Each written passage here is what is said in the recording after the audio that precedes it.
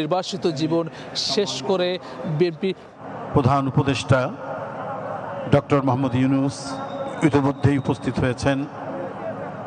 Bangladesh supreme কোর্টের chief justice উপস্থিত হয়েছেন। আরও দেশের গণ্যমান্য ব্যক্তিবর্গ এখানে উপস্থিত হয়েছেন। উপদেষ্টা মণ্ডলীর সদস্যবৃন্দ, বিভিন্ন রাজনৈতিক দল, নানা শ্রেণী পেশার মানুষ এখানে উপস্থিত হয়েছেন।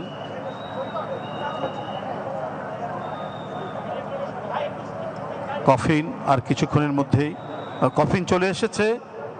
এখন কফিন স্টেজে নিয়ে আসছেন।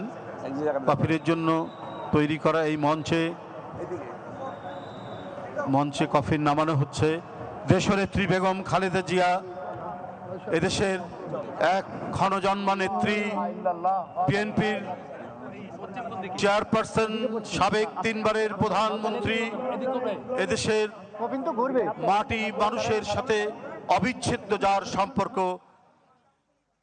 তিনি মরদেহ তার আনা হয়েছে জানাজা স্থলে। আপনারা দেখতে